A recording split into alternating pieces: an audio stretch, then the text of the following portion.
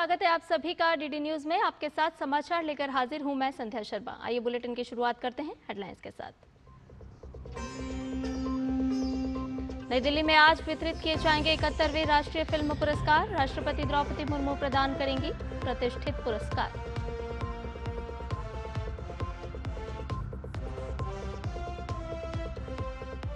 कर्नाटक के उप मुख्यमंत्री डीके शिव कुमार की बढ़ी मुश्किलें। सुप्रीम कोर्ट ने आय से अधिक संपत्ति के मामले में दिया जांच का आदेश।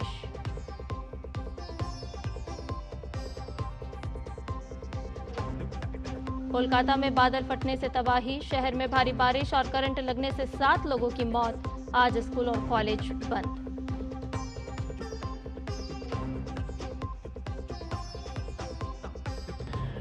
गायक जुबिन गर्ग का पार्थिव शरीर पहुंचा सोनापुर के कमरकुची। मुख्यमंत्री हेमंत बिस्वा शर्मा, केंद्रीय मंत्री सर्बानंद सोनोवाल और किरण रिजिजू सहित कई लोगों ने अर्पित की श्रद्धांजलि।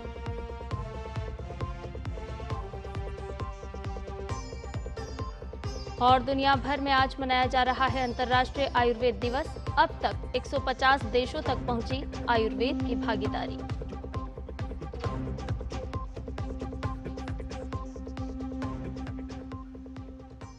और अब सभी प्रमुख खबरें विस्तार के साथ। राष्ट्रपति द्रौपदी मुर्मू आज नई दिल्ली स्थित विज्ञान भवन में 71वें राष्ट्रीय फिल्म पुरस्कार प्रदान करेंगी। सर्वश्रेष्ठ फीचर फिल्म का पुरस्कार हिंदी फिल्म 12वीं फेल को और सर्वश्रेष्ठ हिंदी फिल्म का पुरस्कार कटहल को दिया जाएगा। सर्वश्रेष्ठ अभिनेता का पुरस्कार शाहरुख खान को जवान फिल्म के लिए और विक्रांत मैसी को 12वीं फेल के लिए संयुक्त रूप से दिया जाएगा। अभिनेता, निर्देशक और निर्माता मोहनलाल को 2023 के लिए प्रतिष्ठित दादा साहेब फाल्के पुरस्कार प्रदान किया जाएगा। वहीं अभिनेत्री रानी मुखर्जी को मिसेस चटर्जी बनाम नॉर्वे फिल्म के लिए सर्वश्रेष्ठ अभिनेत्री का पुरस्कार दिया जाएगा। सोमेजित घोष निर्देशित फ्लावरिंग मैन को सर्वश्रेष्ठ गैर फीचर फिल्म पुरस्कार मिलेगा। हिंदी फिल्म रॉकी और रानी की प्रेम कहानी को सर्वश्रेष्ठ लोकप्रिय फिल्म का पुरस्कार आज प्रदान किया जाएगा।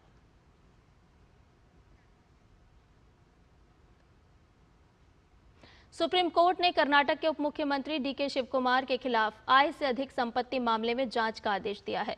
सुप्रीम कोर्ट में मुख्य न्यायाधीश बीआर गवई और न्यायमूर्ति के विनोद चंद्रन की पीठ ने मामले की सुनवाई की और कहा कि इस मामले में सीबीआई जांच को रद्द करने के राज्य सरकार के फैसले को चुनौती देने वाली याचिकाओं पर न्यायमूर्ति सूर्यकांत की अध्यक्षता वाली पीठ सुनवाई करेगी, क्योंकि वो पहले भी इस मामले में सुनवाई कर चुके हैं।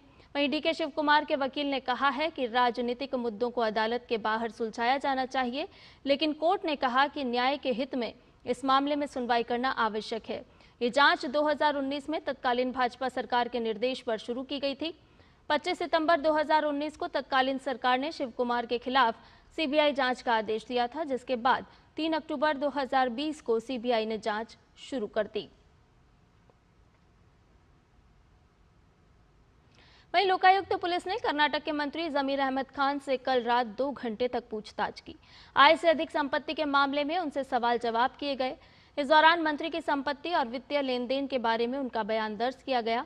इस मामले में पहले अभिनेत्री राधिका कुमार स्वामी और केजीएफ बाबू से भी पूछताछ की जा चुकी है। कुछ पिछली घटनाओं को अगर हम याद करें तो 2021 में प्रवर्तन निदेशालय ने जमीर अहमद खान के आवास और कार्यालयों पर छापेमारी की थी और कई महत्वपूर्ण दस्तावेज जब्त किए थे। इसके बाद भ्रष्टाचार निरोधक ब्यूरो यानी कि एसीबी ने इस मामले की जांच शुरू की और पाया कि मंत्री ने लगभग 87 करोड़ रुपए की अवैध संपत्ति अर्जित की है। 2022 में हाईकोर्ट ने एसीबी को भंग करके लोकायुक्त को यह मामला सौंप दिया। बहरहाल लोकायुक्त पुलिस ने कहा है कि अगर जरूरत पड़ी तो मंत्री जमीर अहमद खान को फिर से पूछताछ के लिए बुलाया जा सकता है।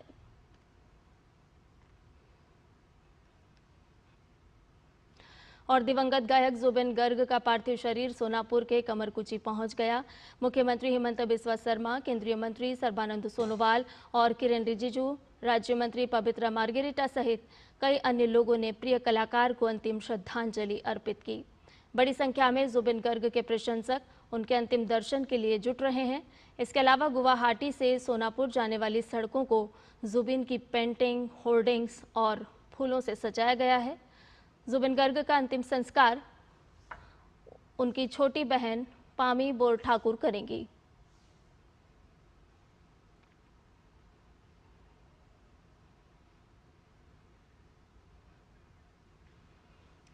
तो नम आंखों के साथ अपने प्रिय गायक को आज अंतिम विदाई दी जा रही है। गुवाहाटी में अंतिम संस्कार आज किया जा रहा है। सोनापुर में दिसांग रेसोर के पास उनका अंतिम संस्कार होना है। खबरों में बढ़ते हैं आगे। कोलकाता में देर रात बादल फटने से जानमाल का भारी नुकसान हुआ है। बादल फटने के बाद बिजली का करंट लगने से 7 लोगों की मौत की खबर भी है। बादल फटने से हुई भारी बारिश से पूरा शहर जलमग्न हो गया। हावड़ा और सियालदह डिवीजन में रेल सेवा बाधित है। वहीं आज कोलकाता के तमाम स्कूल और कॉलेजों को बंद रखा गया है। कोलकाता के महापौर फिरहाद हकीम ने कोलकाता नगर निगम के नियंत्रण कक्ष से शहर में बारिश की स्थिति की समीक्षा भी की है।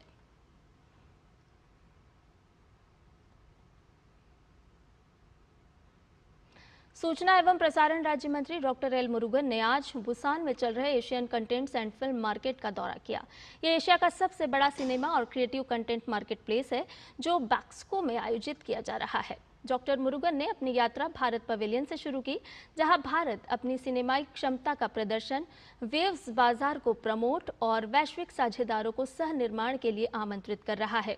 Sales Market, Busan Story Market और एशियन प्रोजेक्ट मार्केट जैसे मंचों के जरिए यह आयोजन विभिन्न देशों को सहयोग की नई दिशा दे रहा है।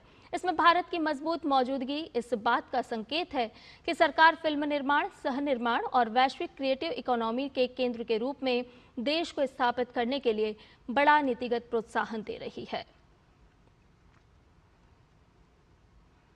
डॉक्टर एल मुरुगन ने कहा कि बुसान में भारत अपने सिनेमा, कला और संस्कृति का प्रदर्शन कर रहा है, जिससे भारत के बारे में सब और अधिक जान पाएं। After the waves, we launched for the Waves Bazaar, followed by the now Bharat Pav. This Bharat Pav is now in this Busan International Film Festival. All we are exhibiting our Indian films, Indian music, Indian culture, Indian tradition.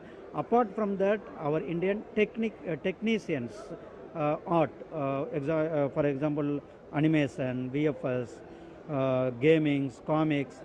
For that, because we have an soft manpower and skilled manpower.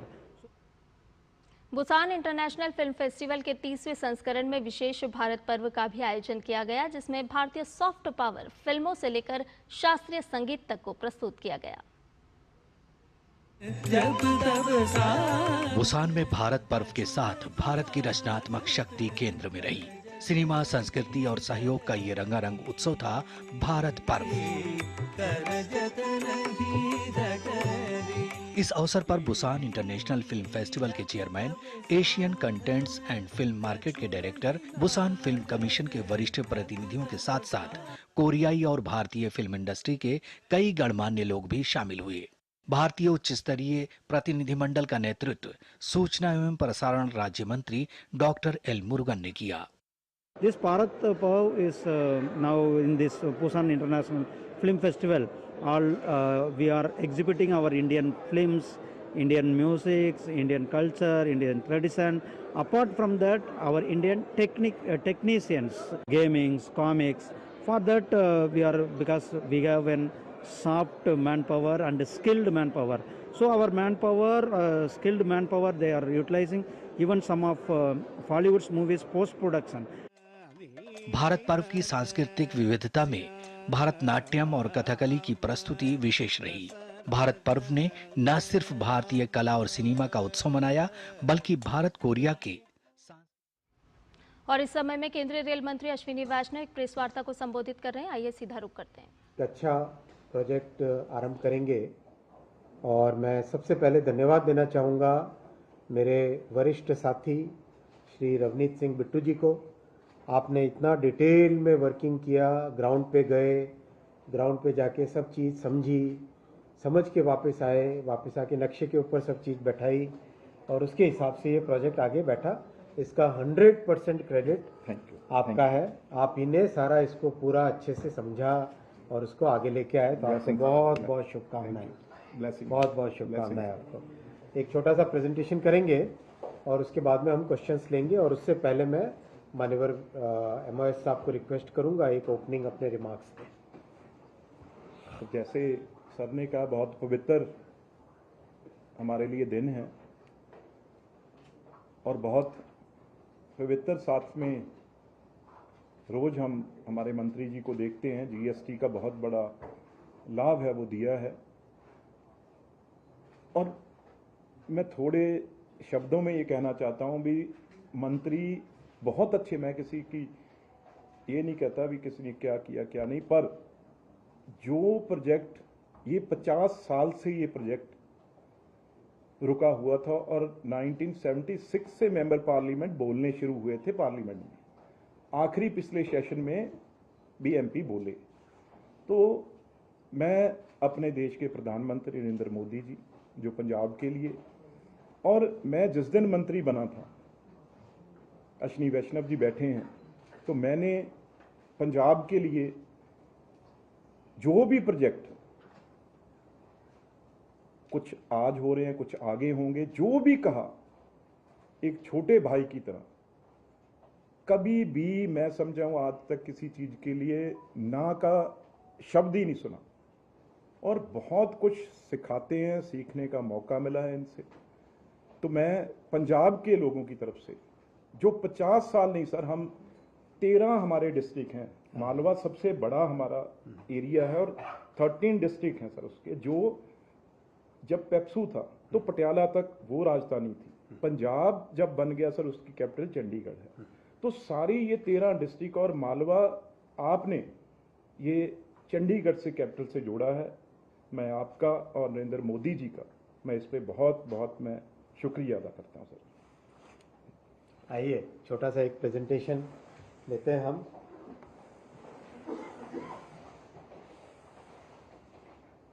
Basically ये important project है, Rajpura Mohali new line 18 kilometre की है, 443 crore rupees का ये project है। इस project में अगर आप देखें, ये यहाँ पर हमारा लुधियाना है जो कि जालंधर अमृतसर की तरफ जाता है, पंजाब के नक्शे को अगर आप ढंग से समझें।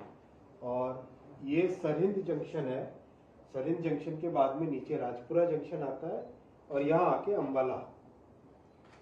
चंडीगढ़ का जो लोकेशन है वो लोकेशन यहाँ पर, यानी अगर लुधियाना से कोई गाड़ी अगर आनी है तो इस गाड़ी को आपको नीचे ले जाना पड़ेगा अप टू अंबाला, फिर अंबाला से वापस फिर लेके आओ ऊपर गग्गर होते हुए और यहाँ पे चंडीगढ़ लेके आओ।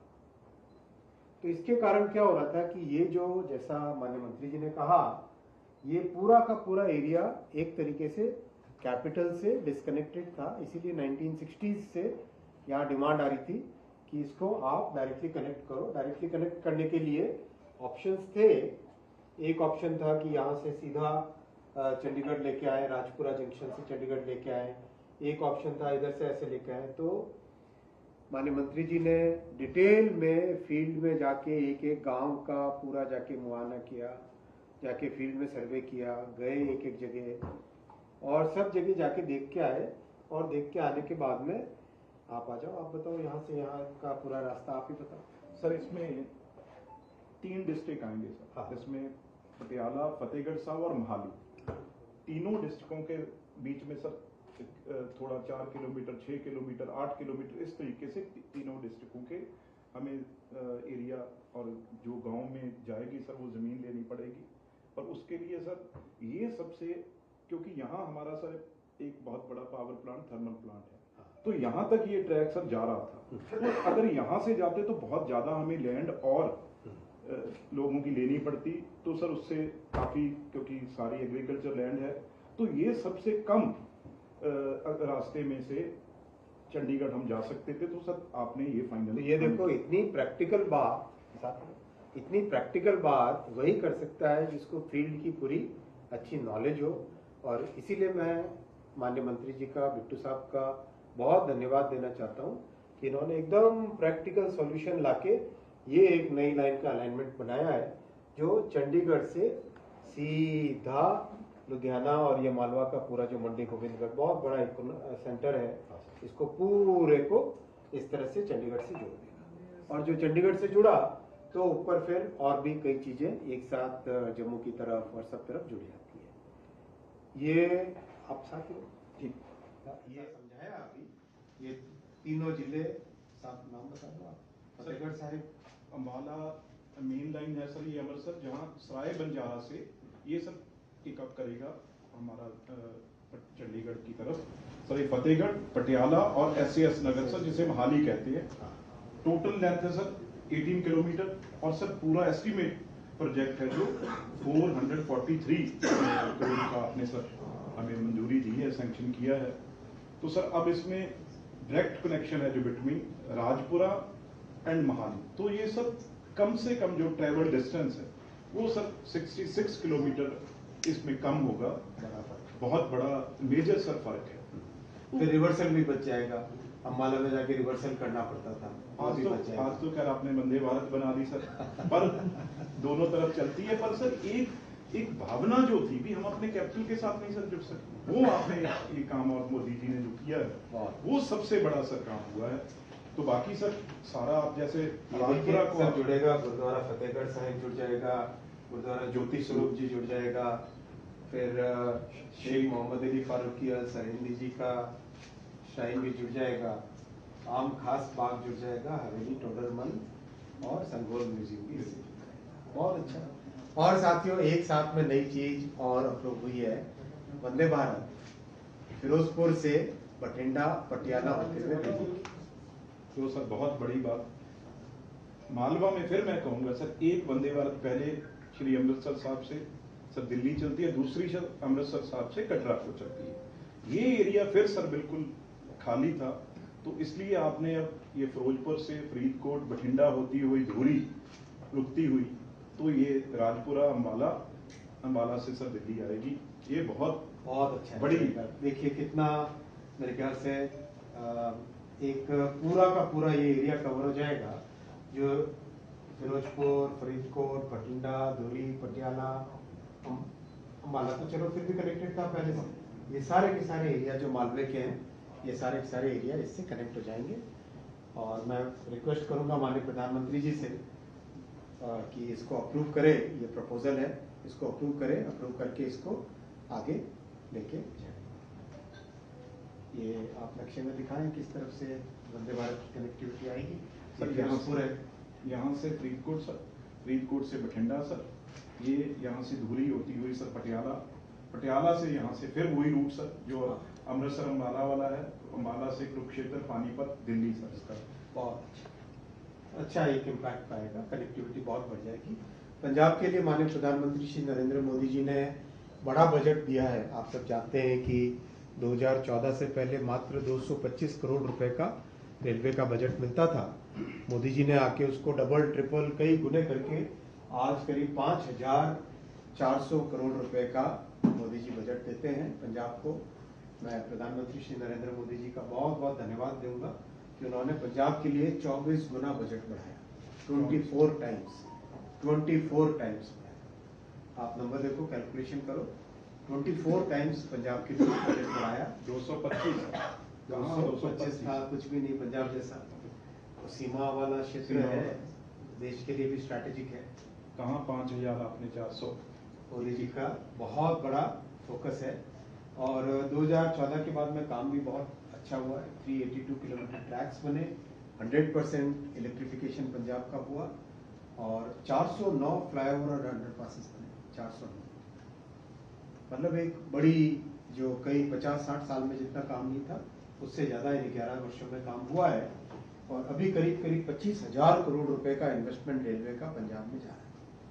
25,000 करोड़ रुपीस का पंजाब में रेलवे का इन्वेस्टमेंट है।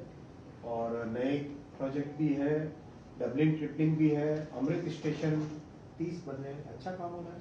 सब देख के आए कोई प्रोजेक्ट? कोई स्टेशन ऐसा नहीं है सर 500 करोड़ से लेके 20 करोड़ से कम कोई नहीं है सर। छोटे जो रोपड़, मानसा, अनंतपुर साहिब, धूरी और सर स्टेशन है, वहां भी 20 करोड़ से कोई ऐसा स्टेशन नहीं है। और कोई स्टेशन बचा भी नहीं है पंजाब का जिसमें आपने जो अमृत भारत में ना लिया। बहुत अच्छा। खूब जल्दी आप जितना फ्रीक्वेंटली देखें ताकि काम आगे प्रोग्रेस करे। और 5 वंदे भारत पंजाब के 7 जिलों को कवर कर रही थी, अभी एक और जुड़ने से बहुत अच्छा होगा। पहली अमृत भारत गाड़ी भी पंजाब को आई थी। अभी जो फुल कमीशन हो गए प्रोजेक्ट 2014 के बाद में, ये उसकी बहुत अच्छी एक कॉम्प्रिहेंसिव लिस्ट है। नंगल डाम से दौलतपुर चौक नई लाइन 61 किलोमीटर की कंप्लीट हुई। चक्की बैंक से भरोली डबलिंग हुआ 3 किलोमीटर का। जाखड़ से मानसा डबलिंग हुआ 45 किलोमीटर का। बहुत इंपॉर्टेंट था सर। बहुत इंपॉर्टेंट था ये प्रोजेक्ट में कनेक्टिविटी के बिल्कुल। पॉइंट से। फिर जालंधर से सुच्ची पिंड डबलिंग हुआ। अंबाला चंडीगढ़ डबलिंग हुआ 45 किलोमीटर।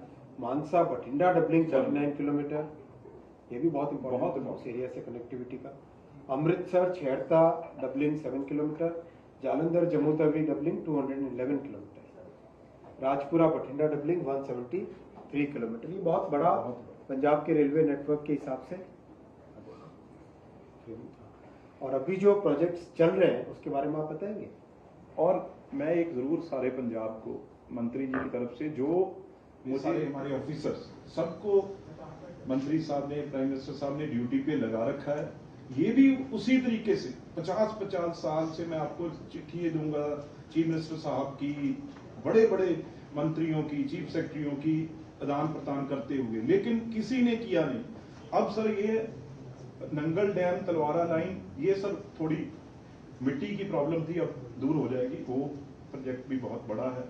और बनुपली बिलासपुर बेरी ये भी सब चल रहा है। ये सर जो है सबसे बड़ा जो फिरोजपुर पट्टी, सर ये अमृतसर तरन तारण फिरोजपुर, सर ये तीनों डिस्ट्रिक्ट हैं जो बॉर्डर के हैं। और इससे सीधा हम जब ये सर पट्टी और फिरोजपुर ये जुड़ जाएगा, इससे सीधा हमारा जाके हम गुजरात पोर्ट से जुड़ेंगे। इतना इसका और टोटल बॉर्डर। तो ये आपने हमें, ये भी कुछ महीनों की बात है, वो पूरा करके आपके पास लाएंगे सर। ये सीधा कॉरिडोर, इकोनॉमिक कॉरिडोर बन जाएगा पूरा। जो वेस्ट कोस्ट के जितने पोर्ट्स हैं सबको उनके जोड़ेगा पास सीधा पहुंचे बॉर्डर को, सारे बॉर्डर डिस्ट्रिक्ट। बहुत मानसा बठिंडा डबलिंग, लुधियाना किला रायपुर डबलिंग, लुधियाना मुल्लनपुर डबलिंग। ये सब सिर्फ इंडस्ट्री के लिए है। वहाँ पे बहुत बड़े हब्स बने हैं जो लॉजिस्टिक के लिए हमें ये डबल इसलिए काम कर रहे हैं सर। खूब कैपेसिटी बढ़ेगी पंजाब के लिए।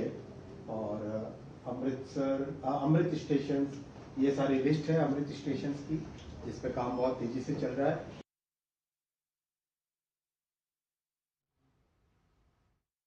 डालते हैं ना, अच्छा मैं कैसा काम चल दे रहा देते हैं सर। आप दीजिएगा सबको, मीडिया को शेयर करिएगा। सारी फोटोज अगर है तो एक बार लगाए लो, क्विकली एक बार गो थ्रू हो जाएंगे। तो बहुत अच्छा काम चल रहा है ओवरऑल।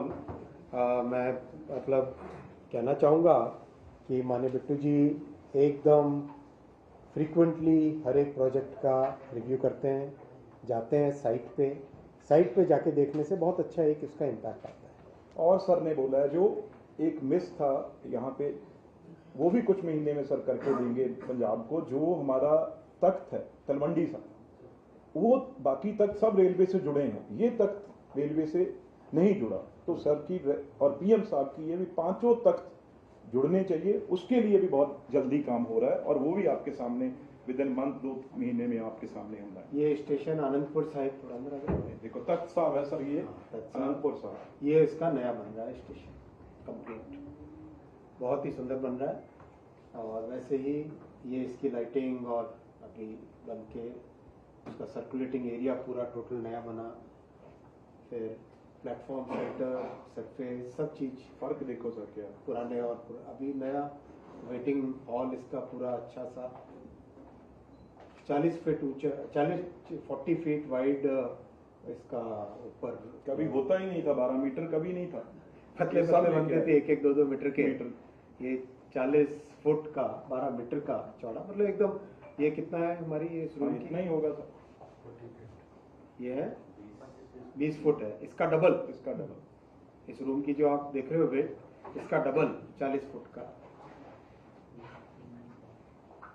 ये ऐसा दिखता है अंदर, जब 40 फुट का है पूरा एकदम एक तरीके से रूफ बन जाती है। बहुत ही सुंदर इसका इम्पैक्ट आता है फिर। और उसके बाद में मानसा स्टेशन, ये पुराना था और ये नया बन रहा है, बहुत सुंदर एकदम ग्रेसफुल डिज़ाइन इसकी। और इसमें भी 40 फुट अभी बन रहा है, कंस्ट्रक्शन चल रहा है इसका अभी। 40 फुट वाइड रूफ प्लाजा। ये प्लेटफॉर्म का पूरा नया डिज़ाइन का शेल्टर चल रहा है। फिर ये वेटिंग हॉल, फिर सिर्फ मुक्तसर, लुधियाना जलंधर अमृतसर ही याद रहता था, ये स्टेशन कोई किसी को याद नहीं रहते थे भी ये भी करने हैं। मुक्तसर, ये भी पुराना। ये आपने बहुत अच्छी बात कही कि पहले केवल बड़े स्टेशन बनते थे। जैसे प्रधानमंत्री ग्राम सड़क योजना से गांव-गांव में परिवर्तन आया, वैसे ही मोदी जी के अमृत स्टेशन से छोटे-छोटे स्टेशनों पे एक बड़ा परिवर्तन आ रहा है। ये जैसा आप देखो मुक्तसर स्टेशन पहले क्या था और अब क्या है। मुक्तसर जैसे स्टेशन का भी इतना बड़ा पुनर्निर्माण एक इमेजिन नहीं कर सकते थे। हर जगह सेकंड एंट्री बन रही है।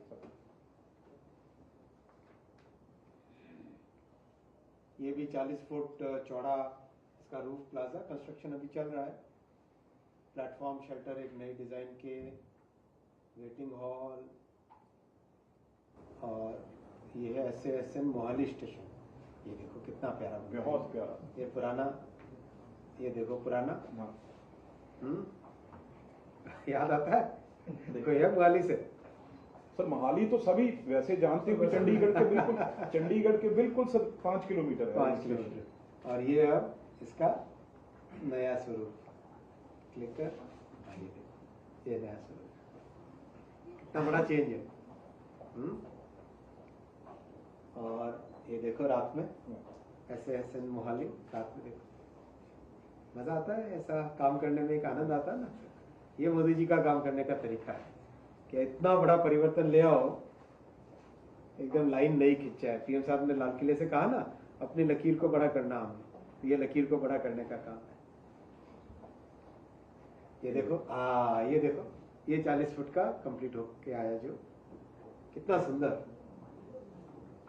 ये उसी मोहाली में 40 फुट चौड़ा रूफ प्लाजा, कंप्लीट एकदम सुंदर, नीट एंड क्लीन, और आराम से इस पे भीड़ भड़के का चक्कर ही नहीं कभी।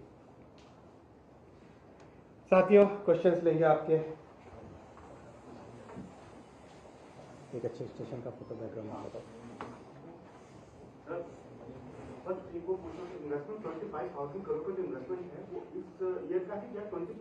टोटल प्रोजेक्ट्स जो चल रहे हैं उसका वैल्यू है।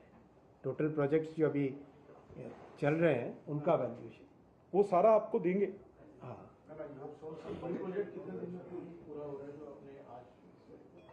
ये प्रोजेक्ट करीब 3 साल का प्रोजेक्ट है। ज़रूर इसमें राज्य सरकार की भी बहुत मदद लगेगी, क्योंकि लैंड एक्विजिशन हमारे संविधान की स्ट्रक्चर के हिसाब से ज़मीन वाला प्रोजेक्ट, ज़मीन का जो विषय है वो राज्य सरकार के, स्टेट गवर्नमेंट की रिस्पॉन्सिबिलिटी में आता है।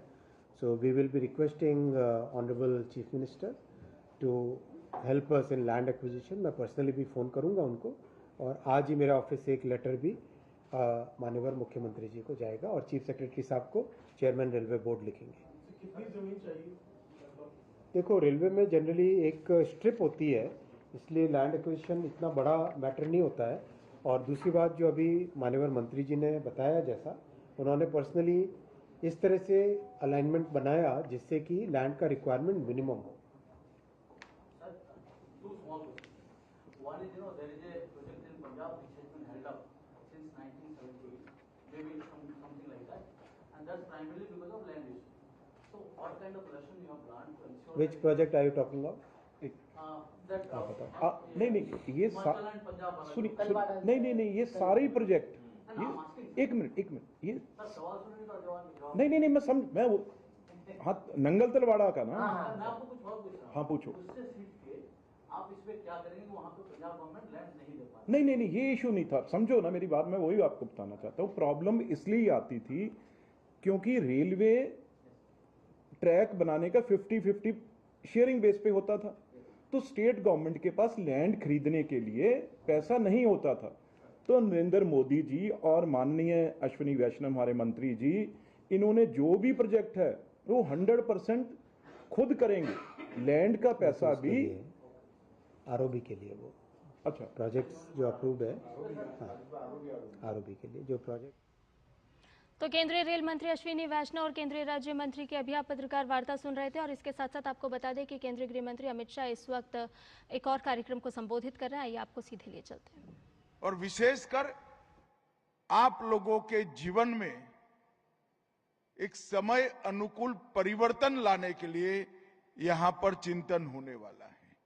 ये 2 दिन का कॉन्क्लेव मोदी जी ने जो मिशन शुरू किया है, स्टार्टअप की दुनिया में भारत की पहचान बनाने का, इसके सभी पहलुओं पर चिंता भी करेगा, चिंतन भी करेगा और समाधान भी ढूंढेगा। और यहां पर बहुत सारे वेंचर कैपिटलिस्ट आए हैं, इन्वेस्टर आए हैं, मेंटर्स आए हैं, इंडस्ट्री से जुड़े हुए लोग भी आए हैं और सबसे ज्यादा स्टार्टअप की दुनिया में गति देने की जिन पर जिम्मेदारी है, ये सभी स्टूडेंट भी आज यहां पर उपस्थित है। मैं आप सभी का हृदय से स्वागत करता हूं। आज का स्टार्टअप कॉन्क्लेव इनोवेट, एलिवेट और एक्सेलरेट, ये 3 मंत्रों की थीम पर गुजरात में होने जा रहा है। और ये गुजरात में 2023 में पहले स्टार्टअप कॉन्क्लेव के अनुसंधान में हुआ है। उसमें लगभग 250 स्टार्टअप ने अपना प्रदर्शन किया था।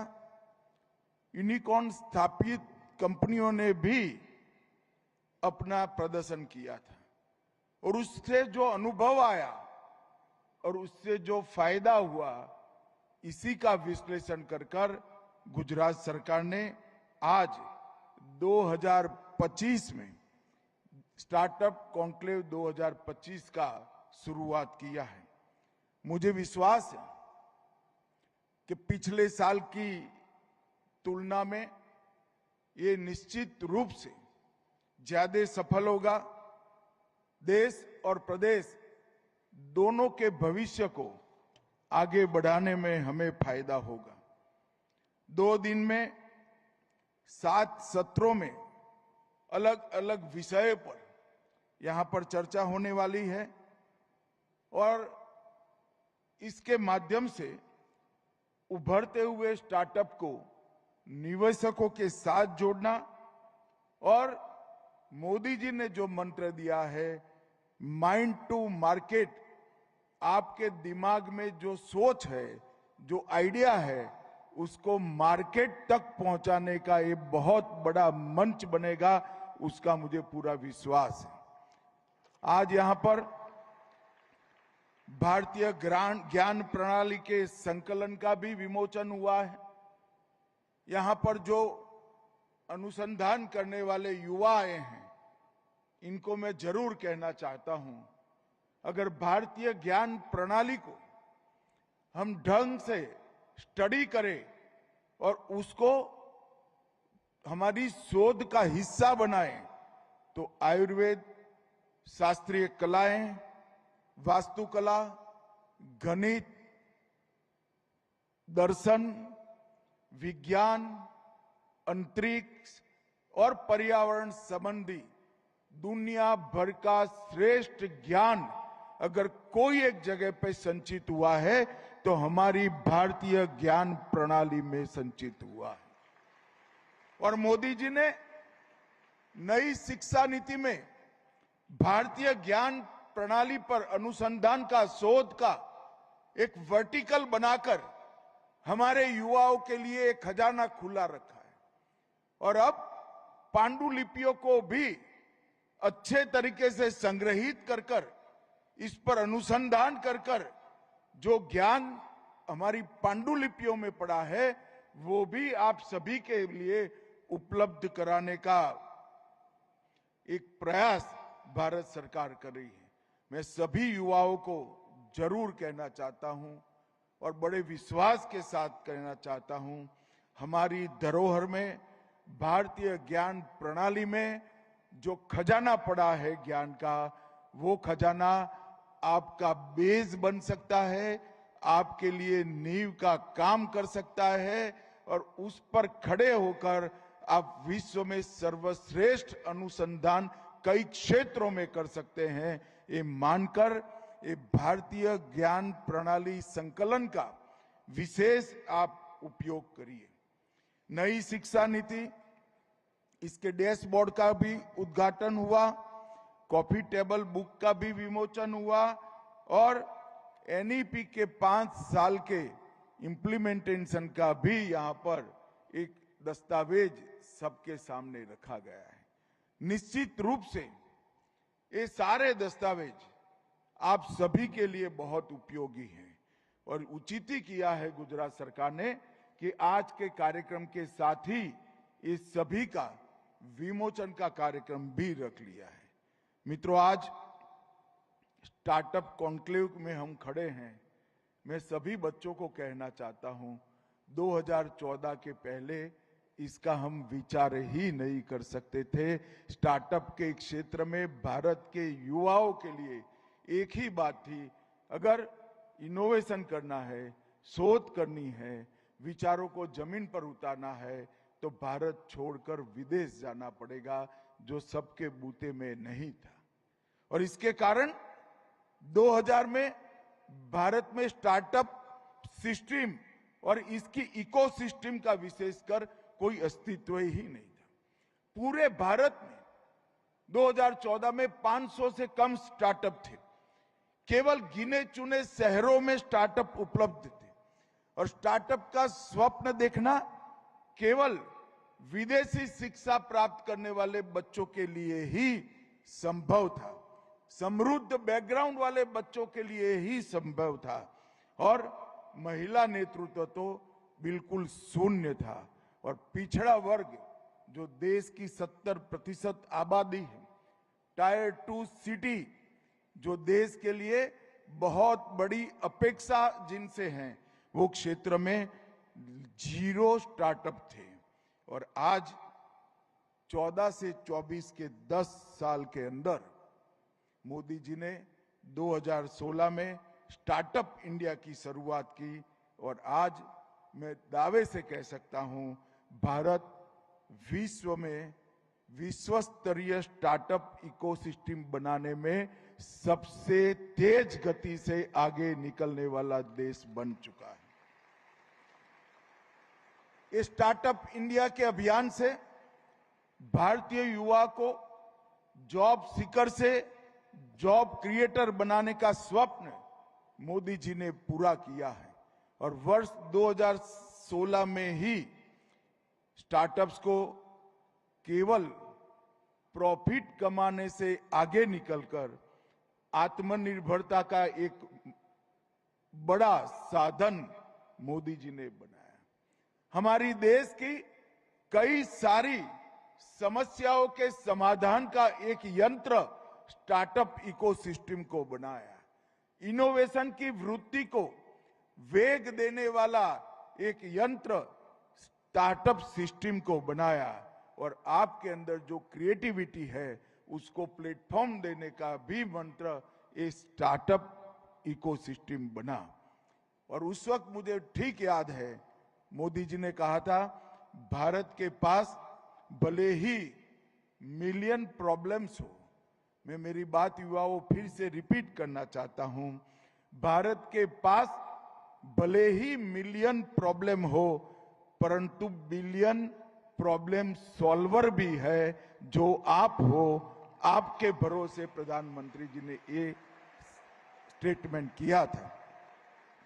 और 16 से 24 महज 8 साल के कालखंड के अंदर विश्व का तीसरा सबसे बड़ा स्टार्टअप इकोसिस्टम आज भारत बन चुका है, ये जमीन पर उतर।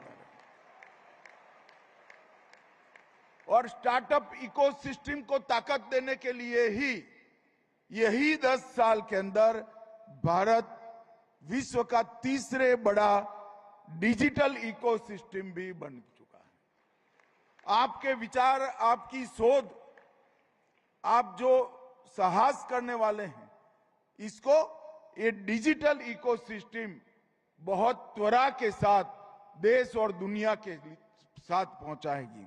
और कुछ दिन पहले ही ग्लोबल इनोवेशन इंडेक्स 2025 जारी किया गया। 2014 के पहले ग्लोबल इनोवेशन इंडेक्स में हमारा कहीं दूर दूर तक 1 से 5 में नाम नहीं था।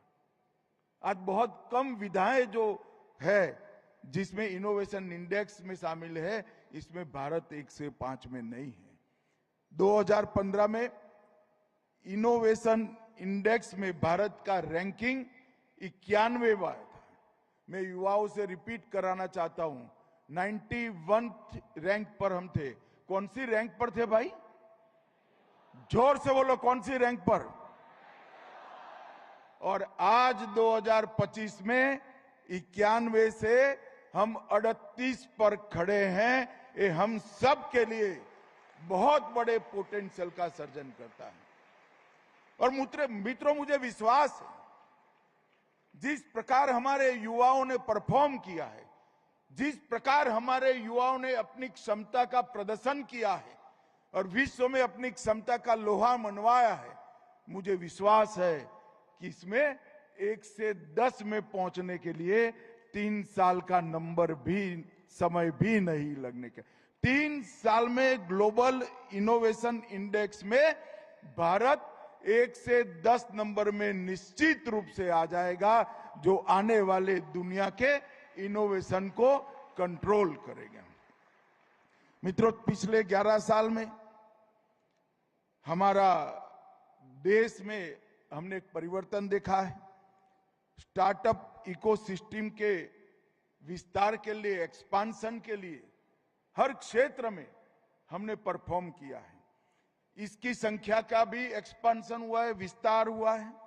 इसके माध्यम से मिलने वाले रोजगार का भी विस्तार हुआ है। इसके अंदर कवर होने वाले सेक्टरों का भी हमने बहुत अच्छे तरीके से विस्तार किया है। भौगोलिक विस्तार भी बहुत अच्छा हुआ है। टायर 2 सिटी में पहुंचा है, हर स्टेट में पहुंचा है।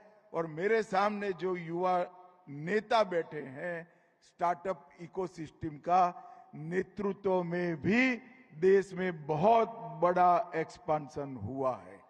मित्रों, ये एक्सपांशन, इसका यश मोदी जी की इकोसिस्टम को तो है ही, मगर एक्सपांशन का यश अगर किसी को है तो भारत के युवाओं को है, भारत के विद्यार्थियों को है, आप सभी को। और आपने जो पराक्रम किया है, देखिए 2014 में 500 स्टार्टअप थे, आज 1,92,000 स्टार्टअप DPIIT मान्यता प्राप्त है। मतलब 380 गुना वृद्धि आप लोगों ने की है। और यूनिकॉर्न स्टार्टअप 2014 में केवल 4 थे, यूनिकॉर्न स्टार्टअप 4 थे, और आज 120 से अधिक यूनिकॉर्न स्टार्टअप है, जिसकी वैल्यू $350 बिलियन से ज्यादा है। यही बताता है कि हम में अगर प्रतिभा पड़ी है तो मोदी जी ने जो इकोसिस्टम बनाया है, भारत सरकार, गुजरात सरकार ने जो इकोसिस्टम बनाया है, इसका उपयोग कर हम भी यूनिकॉर्न स्टार्टअप देखते देखते देखते बन। और मुझे तो बहुत अच्छा लगा, आज कुछ इंडस्ट्री ने छोटे छोटे स्टार्टअप में इन्वेस्ट किया है। भले अमाउंट 2.5 करोड़ है, 3 करोड़ है, 7 करोड़ है। मित्रों, मैं आप सभी को कहना चाहता हूं, और आज मैं उद्योग जगत को भी कहना चाहता हूं, आप आगे बढ़ चुके हैं, बहुत आगे बढ़ चुके हैं, मगर जो युवा स्टार्टअप लेकर आया है, इसके साथ इन्वेस्ट करिए। आपको लगता है कि आप स्टार्टअप लेकर जो युवा काम कर रहा है उसको मदद कर रहे हैं, मैं देख रहा हूं उसका स्टार्टअप आपको मदद करेगा, आपको बड़ा बनाने के लिए काम में आएगा। इंडस्ट्री के लोगों को हर डायमेंशन में एक्सपांशन अगर करना है तो आपको स्टार्टअप के साथ जुड़ना ही पड़ेगा। 1, 2, 3, 4 स्टार्टअप के साथ जो आप इन्वेस्टमेंट करते हैं, आपको भी मालूम नहीं है इसमें से कौन सा स्टार्टअप यूनिकॉर्न बन जाएगा, जो आपकी इंडस्ट्री के फ्यूचर और बैलेंस शीट दोनों को बदल जाएगा। मित्रों, कुछ सेक्टर में हमारे स्टार्टअप ने बहुत अच्छा किया। वैसे तो 156 इंडस्ट्री और 196 सेक्टर में हमारे स्टार्टअपों ने काम किया है, परंतु आईटी सेक्टर में 21,000 स्टार्टअप, हेल्थ केयर में 17,000 स्टार्टअप। और मैं यही बात करता हूं कि हमारी समस्याओं का समाधान भी स्टार्टअप ढूंढ रहे हैं। भारत जैसे बड़े देश में जब हेल्थ सेक्टर में एक स्टार्टअप आता है तो करोड़ों करोड़ों गरीब दर्दियों के लिए ये आशीर्वाद का कारण है। और सेवा और कृषि में भी मैं फिर से कहना चाहता हूं, कृषि और ग्रामीण विकास में भी 11,000 स्टार्टअप आए हैं। एजुकेशन में 11,000 स्टार्टअप आए हैं। और मित्रों, हमारे स्टार्टअप अब टायर 2 और टायर 3 सिटी में भी पहुंच चुके हैं। 37% स्टार्टअप टायर 2 और टायर 3 सिटी में पहुंचे हैं। और आज 1 लाख स्टार्टअप, इसमें से 1 लाख स्टार्टअप में से 52%, जो 2016 में 37% था, आज 52% स्टार्टअप टायर 2 और टायर 3 में पहुंच चुके हैं। और भारत के 770 जिलों में भी एकदम फैलकर स्टार्टअप ने अपना काम बढ़ाया है। ये हमें भी बताता है कि स्टार्टअप इकोसिस्टम इस देश का मजबूत हो चुका है। और विशेषकर बच्चे बैठे हैं, उनको मैं कहना चाहता हूं कि सबसे बड़ी बात है कि 48% स्टार्टअप हमारी बहनें, हमारी महिलाओं ने बनाए। भाई जोर से ताली बजाइए जरा पूरा सदन। 48% मतलब बरोबर आबादी के हिसाब से हमारी बहनों ने स्टार्टअप बनाए हैं। और मुझे तो एक पुराना उक्ति है संस्कृत का सुभाषित से कि जिस देश की मातृशक्ति उद्यमिता से भर जाए, वहां लक्ष्मी को आना ही पड़ता है, लक्ष्मी को निवास करना ही पड़ता है। 48% स्टार्टअप बहनों ने बनाए हैं। और उत्तर पूर्व में, नॉर्थ ईस्ट में भी 900 महिला नेतृत्व वाले स्टार्टअप हैं। बहुत कम तरीके से भी, कोई सटीक डेटा नहीं है, मगर डेटा को डिस्काउंट कर मैं प्रयास कर गिन कर यहां पर लाया हूं। स्टार्टअप इकोसिस्टम ने अब तक 17,90,000 लोगों को पक्का रोजगार देने का काम किया है। 17,90,000। और इसको एवरेज में देखें तो प्रति साल 17,000 स्टार्टअप खुले हैं। प्रति वर्ष 9,000 स्टार्टअप टायर 2 और टायर 3 सिटी में खुले हैं। और ये हमारे देश के विकास को बताता है। मित्रों, मोदी जी ने 2014 से स्टार्टअप के लिए सपोर्टिंग एनवायरनमेंट उत्पन्न कर स्टार्टअप के ग्रोथ को वित्तीय सपोर्ट, नीतिगत सपोर्ट, इंफ्रास्ट्रक्चर का सपोर्ट और बैंकिंग और इंडस्ट्री के क्षेत्र का भी सपोर्ट दिया है। कोई भी विचार आइसोलेशन में पनप नहीं सकता है, बड़ा नहीं होता है। अगर मोदी जी स्टार्टअप इंडिया की शुरुआत करते हैं तो उसके साथ इन्होंने वित्तीय सपोर्ट के लिए भी ढेर सारा काम किया। 10,000 करोड़ का फंड ऑफ फंड स्थापित किया। 945 करोड़ कॉर्पोरेट्स का स्टार्टअप इंडिया स्ट्रीट फंड चालू किया।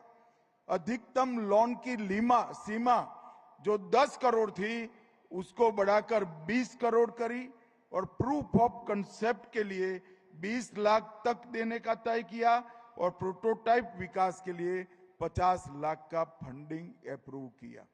ढेर सारी टैक्सेशन की भी सुविधा नरेंद्र मोदी जी ने की है। और ये तो मैं सिर्फ भारत सरकार की बात कर रहा हूं, जैसे गुजरात सरकार ने अपनी कई योजनाएं बनाई हैं, इस तरह से हर राज्य ने वित्तीय सपोर्ट के लिए हमने बनाया है। और वित्तीय सपोर्ट होने के बाद भी स्टार्टअप हम सब जानते हैं, एक नया विचार है, एक एक्सपेरिमेंट है। एक विचार को जमीन पर उतारने की एक कठिन और लंबी प्रक्रिया है। वो उसको सपोर्टिव सिस्टम के बगैर नहीं हो सकती। इसीलिए मेक इन इंडिया की शुरुआत करी, PLI 14 प्रमुख क्षेत्रों में लाए, वहां शुरुआत करी और 40,000 से ज्यादा कॉम्प्लायंस को हटाया और 3400 से अधिक कानूनों को अपराधी कानून की श्रेणी में से बाहर लिया। जब Modi ji make in India बनाते हैं, दुनिया भर के लोग यहां उत्पादन करने के लिए आते हैं। मेक इन इंडिया की नीति बनाने के बाद उस वक्त हमारे स्टार्टअप के लिए, वो बड़ी इंडस्ट्री के लिए एक एंसिलरी काम करने का बहुत बड़ा मौका खड़ा होता है। जब PLI योजना के तहत दुनिया भर के लोग यहां उत्पादन के लिए आते हैं, तब स्टार्टअप के लिए कई मौके जनरेट होते हैं। और अभी अभी GST का नवरात्रि के पहले दिन जो सरलीकरण किया है, वो कोई नहीं कर सकता साहब, मोदी जी ही कर सकते हैं। मैं आज युवाओं को एक बात बताने आया हूं। बहुत समय के बाद देश का करदाता और देश की जनता विश्वास कर सके, ऐसा नेता देश में आया है। जब GST शुरू किया, सब कहते थे फेल हो जाएगा। 16 बिक्री कर एक साथ मर्ज कर पूरे देश का एक कर बनाना एक स्वप्न था। वो उन्होंने हिम्मत से के साथ किया, सभी राज्यों को साथ लिया। 80,000 करोड़ से शुरुआत हुई थी और GST 80,000 करोड़ से 2 लाख कलेक्शन तक पहुंच गए। 2 लाख, पहले 80,000 करोड़ की शुरुआत थी, वो 2 लाख तक पहुंचे। वैसे तो 60,000 से शुरुआत थी, मगर थोड़ा पुख्ता होने के बाद 80,000 करोड़ हुआ, 2 लाख करोड़। अब मुझे बताओ, आपके स्टार्टअप में इनकम बढ़ता है तो आपको अच्छा लगेगा या बुरा लगेगा? अरे जोर से बोलो यार। आपका प्रॉफिट कम करोगे? 80,000 से 2 लाख करोड़ हुआ, मोदी जी ने रेट आधे और 1/3 कर दिए, कई सारी चीजों में शून्य कर दिए और देश की जनता को यह बताया कि सरकार का उद्देश्य देश चलाने के लिए पैसा प्राप्त करने का है, जनता का शोषण करने का नहीं है। इतना बड़ा टैक्स का कटौती 80 साल की आजादी में पहली बार देश की जनता ने देखा है। ये GST के रिफॉर्म बताते। और एक बहुत बड़ा रिफॉर्म करदाता और सरकार के बीच में विश्वास का एक ब्रिज बनाने वाला रिफॉर्म है। करदाता को विश्वास हो गया है, प्रामाणिकता के साथ टैक्स भरेंगे। अगर सरकार की जरूरियात से ज्यादा टैक्स होगा तो हम कम कर देंगे। जब मोदी जी की सरकार आई, 2.5 लाख रुपए तक इनकम टैक्स में छूटी थी। 2.5 लाख से ज्यादा जो कमाते थे सब टैक्स भरते थे। आज देश में 12 लाख तक आप कमाओ, जीरो टैक्स इनकम टैक्स करने का काम नरेंद्र मोदी। ये दोनों उदाहरण इस बात के द्योतक हैं कि सरकार टैक्स को जनता के शोषण के लिए नहीं बढ़ाना चाहती, जनता के देश के विकास के लिए, आत्मनिर्भरता के लिए बढ़ाए। जब जनता ने प्रामाणिकता से टैक्स भरा, मोदी जी ने टैक्स को कम करने का काम किया है।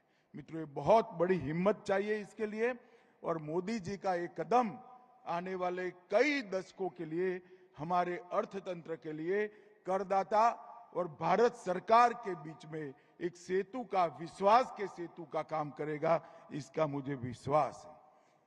आपके स्टार्टअप के लिए infrastructure support, digital India, UPI payment system, jam, Trinity, ये सब आपको बढ़ाने के लिए काम करते हैं। भारत नेट परियोजना के तहत 2 लाख ग्राम पंचायतों को हमने नेट से जोड़ा है। अटल इनोवेशन मिशन, अटल टिंकरिंग लैब स्टार्टअप का शुरुआत का स्तर है। अटल टिंकरिंग लैब्स के कई स्कूलों में मैंने विजिट किए हैं। 12-12, 13-13 साल के बच्चे इतने अद्भुत प्रयोग लेकर आते हैं। रिसर्च करने का इनका जो दिमाग है, सोचने की प्रक्रिया है, उसको सेट होते हुए मैंने देखा है। और मित्रों, आपके सपोर्ट में फिजिकल इंफ्रास्ट्रक्चर को भी बहुत बड़ा है। बैंकिंग रिफॉर्म्स, बैंक और टैक्स के रिफॉर्म्स भी आपके लिए बहुत बड़ी मात्रा में करने का काम किया है, जो जब आप आगे बढ़ेंगे आपके सपोर्ट में खड़ा हुआ दिखाई पड़ेगा। गुजरात सरकार में कल ऋषिकेश भाई और सुनैना बेन कार्यक्रम के बारे में मुझे बताने के लिए मिले थे। मैं एक सार्वजनिक रूप से स्वीकार करना चाहता हूं, गुजरात सरकार ने स्टार्टअप में इतना अद्भुत काम किया है। यहां से सांसद होने के बावजूद भाई मुझे मालूम नहीं था, मुझे कल ही मालूम हुआ। और इसी के कारण गुजरात लगातार 4 साल से समग्र देश में स्टार्टअप में नंबर 1 बनकर उभरा है। मित्रों, नंबर 1 बनकर। मोदी जी ने जो विचार दिया, इसको भूपेंद्र भाई, ऋषिकेश जी और हमारे अफसरों की टीम ने बहुत अच्छे तरीके से जमीन पर उतारा है। गुजरात को स्टार्टअप क्रांति का केंद्र बनाया है और देश में टॉप 5 राज्यों में 16,000 स्टार्टअप के साथ आज गुजरात है। और अहमदाबाद भी, जरा जोर से ताली बजाना भाई, मेरा शहर है। अहमदाबाद भी 6650 स्टार्टअप के साथ टॉप 4 में स्थान ले गए।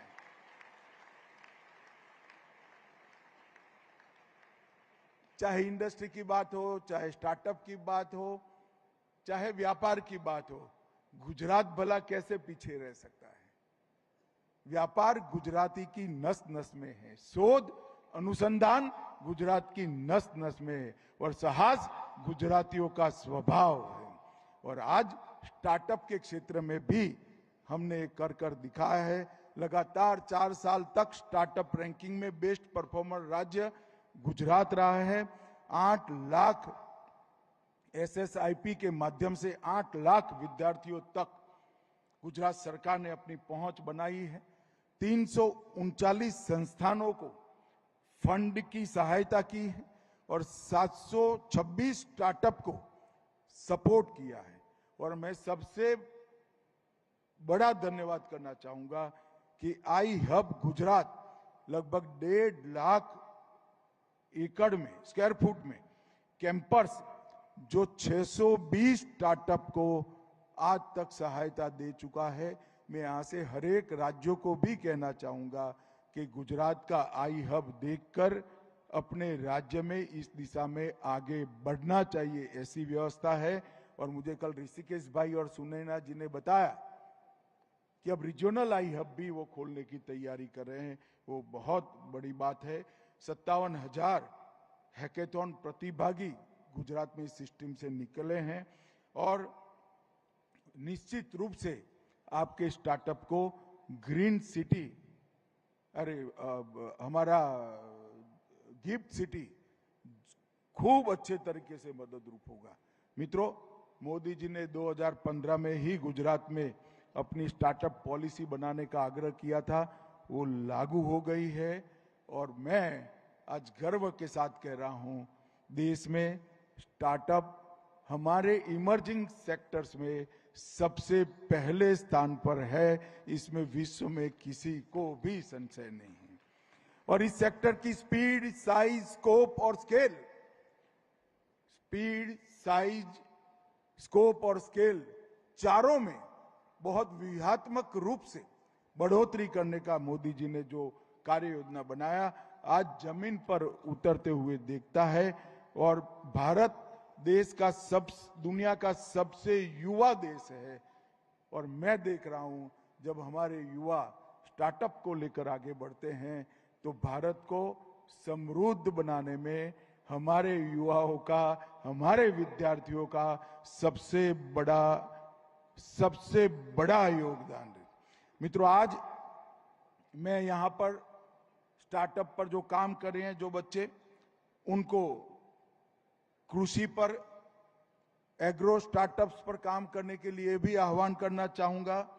हमारी आध्यात्मिक economy, tourism economy, adventure tourism की economy, circular economy, knowledge economy और एनवायरनमेंट की इकोनॉमी पर भी आप काम करिए।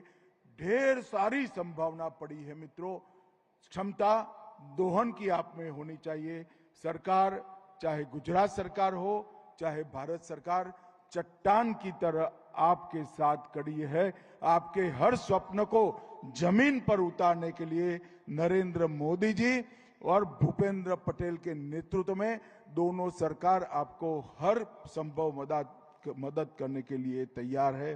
अंत में मैं इतना ही कहना चाहता हूं, मोदी जी ने जो न्यू इंडिया की कल्पना की है, न्यू इंडिया की बैकबोन मेरे सामने बैठे हुए हमारे युवा है, हमारे स्टार्टअप है। आप लोगों को कर कर दिखाना है कि भारत कुछ भी कर सकता है। भारतीयों के लिए हर चीज संभव है। न्यू इंडिया का जब इतिहास लिखा जाएगा 25-50 साल के बाद, उस वक्त न्यू इंडिया की बैकबोन हमारा स्टार्टअप इकोसिस्टम होगा, हमारे युवा होंगे, हमारे युवा शोधकर्ता होंगे। आप सभी को ये 2 दिन की कॉन्क्लेव की अनंत अनंत शुभकामनाएं और आपके जीवन में आप प्रगति करो, इसलिए भी अनंत अनंत शुभकामनाएं। वंदे मातरम।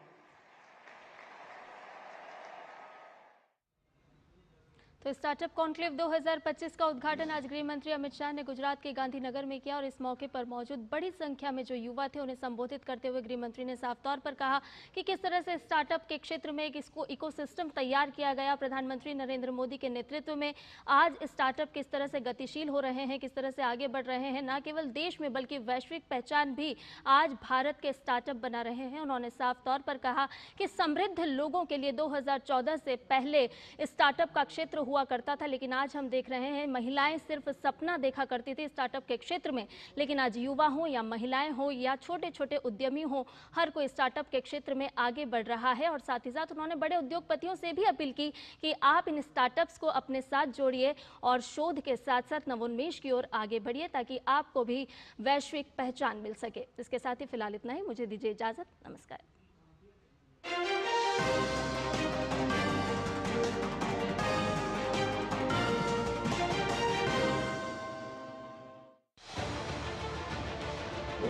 उत्तर से दक्षिण तक, पूर्व से पश्चिम तक, देश हो या दुनिया की खबर है तो पड़ताल जरूरी है।